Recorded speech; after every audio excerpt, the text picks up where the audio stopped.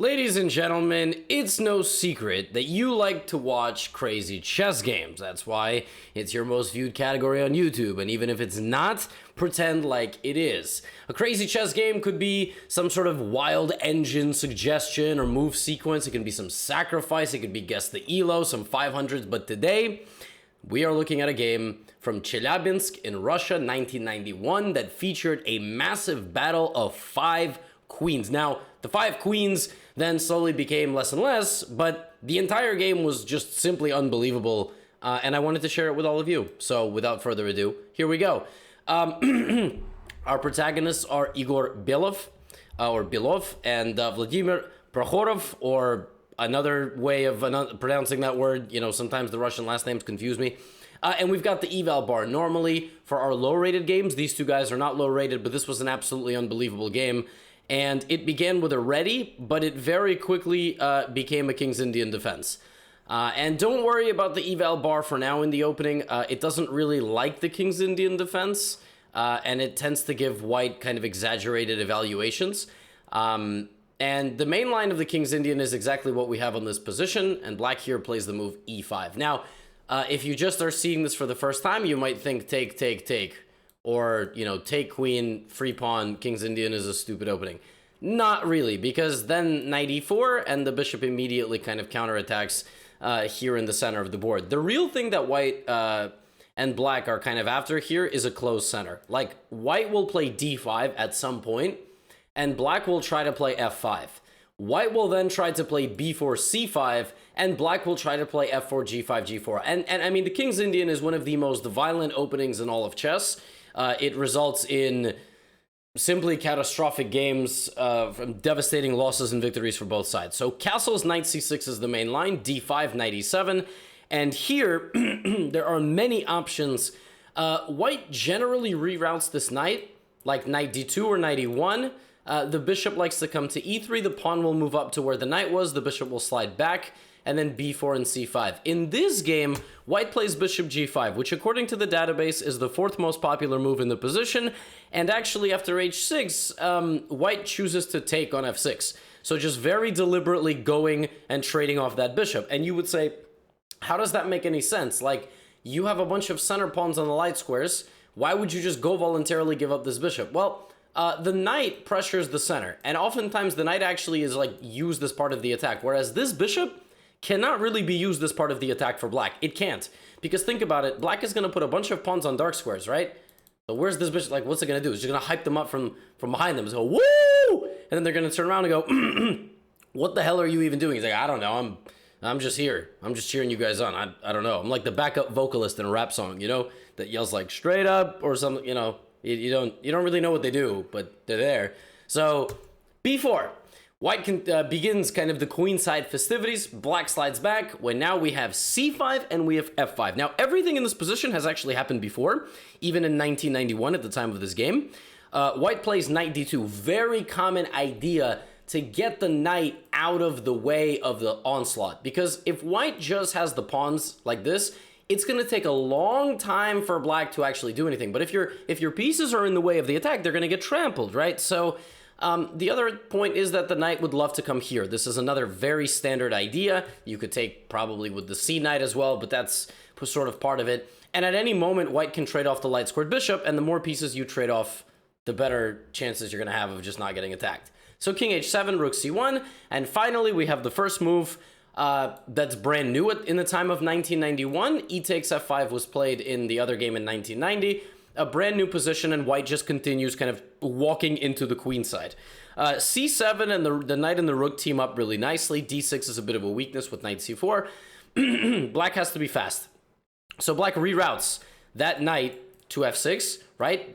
White jumps in, black moves the rook out of the way, nothing really complicated. And now this move bishop d3. This is a nice move. It forces black's hand. Black cannot take on e4 because you really are not trying to open a direct line of attack to you. You're going to play the King's Indian move, which is f4. But now, white is going to go and attack your queen side. And white is much faster, actually, with the queen side attack. Like, black doesn't have time to just keep pushing pawns. Just as an example, like, let's say something like this. I mean, white is just winning. Like, there is nothing here. I mean, even if f3 or something like this, I mean, I just go here. Like, your whole attack doesn't make any sense. The pawns are too slow. So queen a4, a6, and now white plays b5. And I mean, this is vintage King's Indian battle back and forth. And right now, white is getting the upper hand. Mr. Igor Belov is definitely getting the upper hand. Black here plays knight h5. Knight h5 sets up g5 ideas, but also at any moment, the queen can come in, the pawn can come to f3. White plays f3 himself and really slows black down. Rook f7, and now you're not even going to take, you're actually going to play b6. And you can now see why this game is called 5 Queens. If you're getting bored about 5 minutes into this video, I mean, maybe that pawn in the future is going to become a queen. I don't know, no spoilers.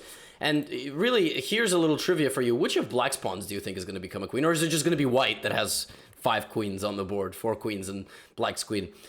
You'll notice that the eval has stayed about 0.8 throughout the game. That's because the engine just inherently doesn't like the King's Indian.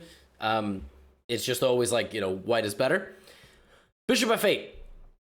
The point of bishop f8 is to reroute a little bit, because as I said, white gave up that bishop very early. It's going to be very difficult for black to actually do anything with the bishop, and now black comes back with the knight to g7. Now the eval is growing. The eval is growing because the engine thinks that white can now just begin operations like this, trading off in the center of the board and just sort of hanging on to this pawn. And even though it can sort of be rounded up, your counterplay is even faster. Like, the machine is completely unafraid of giving up a pawn because it thinks that it just dominates black positionally. And it does. See, black is left with a dark squared bishop. That's the problem. Yeah, white is winning. But Belov played rook c2 and doubled up, bishop d7.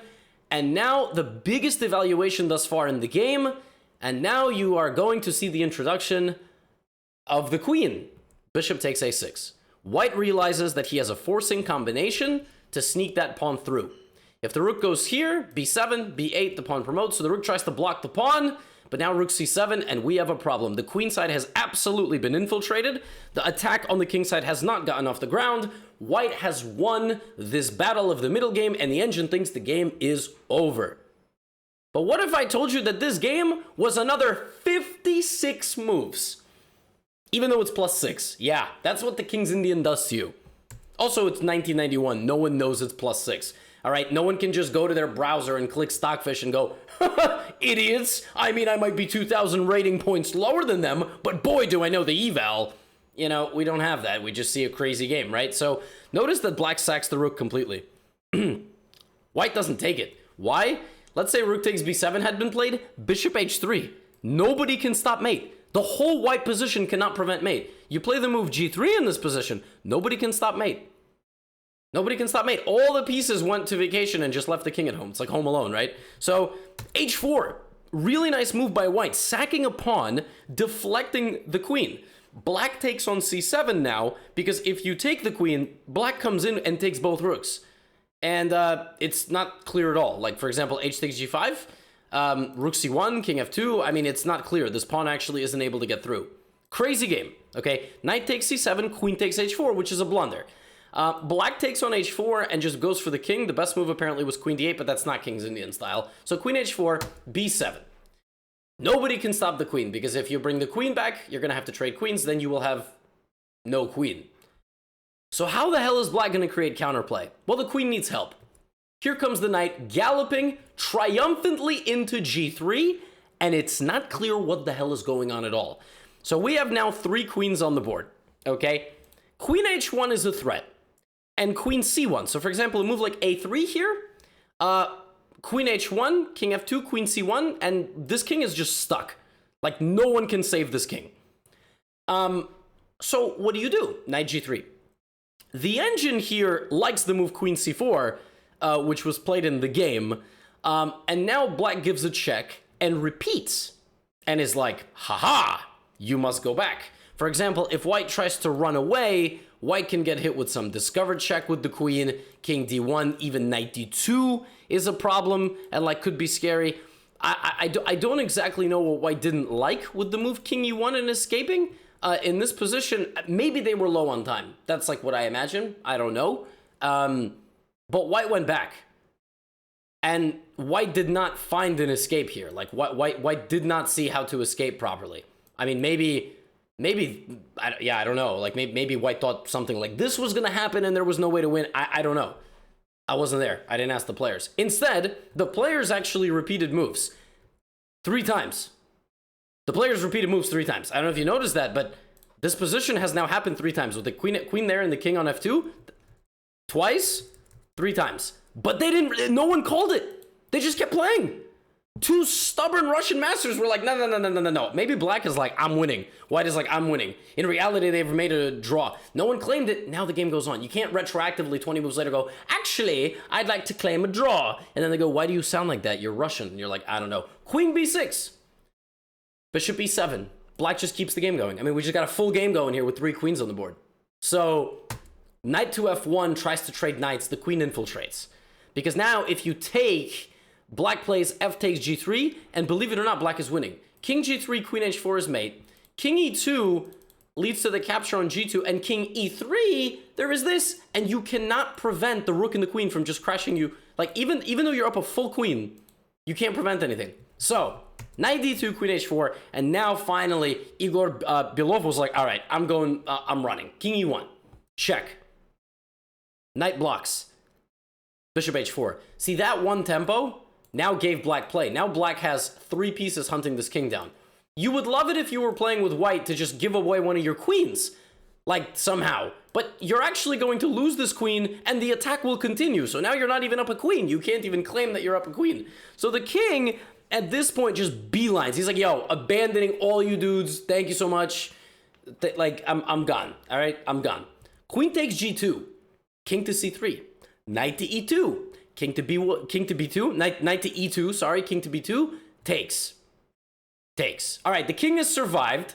The knight gave itself away for the rook. Now, obviously, white is just going to go make a 3rd queen, right? I mean, who can attack the king here? The attack is not over. Queen takes f3. Now, white comes back with the knight. You got to just win a little bit of real estate fighting for important squares. Obviously, this is not something black wants. Black doesn't have a lot of material, period. So check here. And now the bishop just comes back to e7. And black just basically sits back and goes, how exactly are you going to attack me? My plan is very simple. I would like to make a queen. I mean, like, literally, what does white do? What do you do in this position? What is your plan? Trade the queen? White is obviously not going to. Black is obviously not going to trade queens with you. So what do you do? And black is just going to push all their pawns now. How do you get to this king? How do you get to this king? I don't know.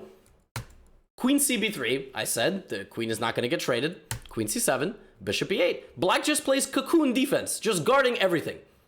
Try to get through. Like, probably knight h2, knight f3. Most likely there is some sacrifice. You know, you need to sack the knight and break through somehow. But let's see if Mr. Bilov can find. He plays a3. a3 is one of these moves like, dude, I don't know what I'm supposed to do in this position. a3. Queen here, queen cc4, queen a7. No trade. I've now zigged and I've zagged, and I'm going to go to f2. Queen f3. Now black plays bishop h4, and black is on the verge of being better. Bishop h4. Why? Why is black on the verge of being better after bishop h4? Because after queen h3, g5. The pawn follows the bishop into battle. The pawn follows the bishop, and now we see the real problem. And now I'm sure you're salivating. You're like, all right, where are these 5 queens? All right, where are these 5 queens? I know it's NNN, but where are these 5 queens? Bishop d7. Bishop d7, danger levels, attacks the queen. Was that... Queen f2 was even stronger. Queen f2 was apparently even stronger, followed by the move g4, with the variation being queen f2, king c1, g4, sacking this pawn, and after queen takes g4, bishop d8. So just winning a full knight, and now black is just slowly coming forward and winning more and more material. Bishop d7, queen c3, rook g7, and the game plan now becomes very simple. And 2 moves later, after the queen infiltrates, black goes g4. And suddenly it has become abundantly clear that despite white having 2 full queens, white is not equipped to prevent the pawn avalanche. There's nothing that white can do. Knight b8. That's a good move. You want to get rid of the bishop. The bishop goes out of danger. Knight d2 and queen c8. So you're trying to infiltrate from both sides, right? Queen g2, not the best move. The evaluation bar is going to have a heart attack. It's probably thinking this is a game played by people 1/6 of this rating. G3 apparently is winning, but probably what white didn't like was what black didn't like was something like knight d7. I don't know. Like I said, I don't know. Just watch. Just smile and wave. Okay, just smile and wave. Queen g2, with the intention to pin the knight to the king and play bishop takes e4. But again, you have pawns. You need to push them. That's it. That's the only objective of the game right now is to push the pawns. Knight to d7 threatens knight f8, borderline winning the game because it's a check, forcing the king to come back. Knight g6 is then a check with the knight and the queen. So bishop e7. And now, Belov here finds an interesting idea. He sacrifices the knight. I said a long time ago that probably a sacrifice was going to become important to keep this game going, because now the queens are really in. And the pawns are slowed down. These pawns now have an opening. The problem is that when you battle 2 queens versus rook and 2 bishops, even though it's 18 versus 11 in terms of material, the bishops and the rooks are just worth less, so you can't really take them. You need other value of pieces, pawns, knights, and white doesn't have a whole lot of movement. Bishop takes a3 played by black gives back some sort of advantage to white, apparently one that's winning, because now white plays the move QE-B8. Name me another time in history that move has ever existed. QE-B8.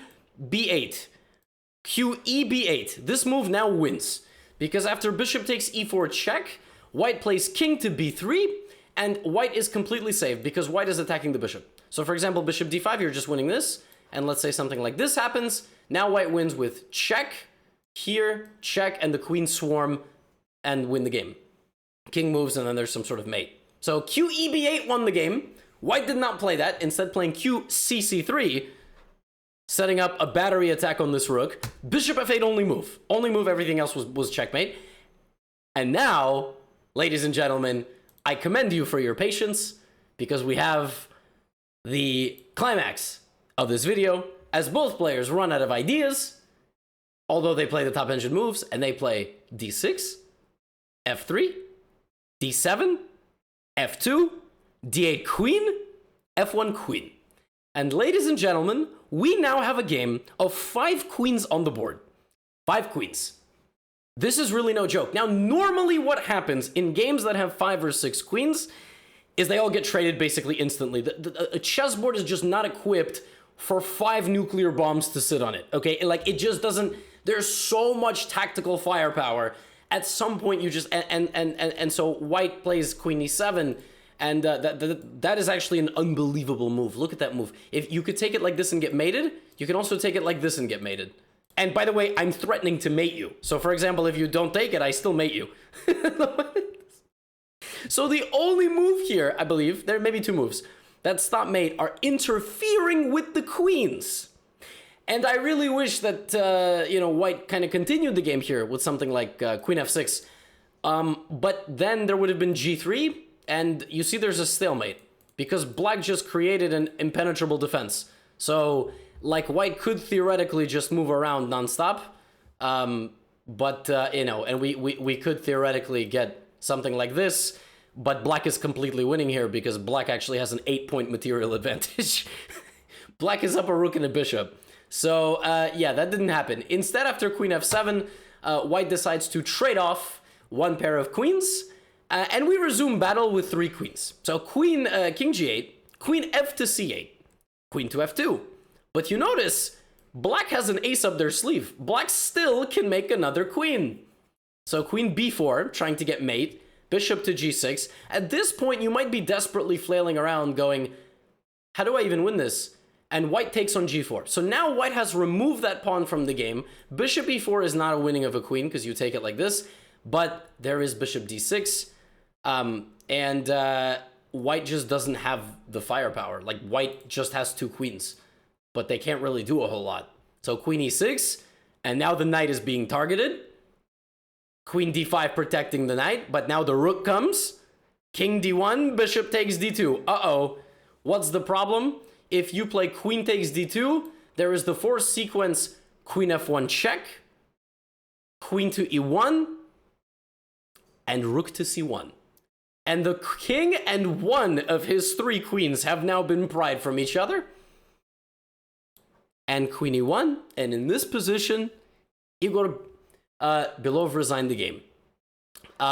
He resigned because this endgame is winning, bishop and pawn versus king, even if the king made it to the corner, because the corner is the right color square. If you don't know that endgame rule, it's an endgame rule you gotta learn.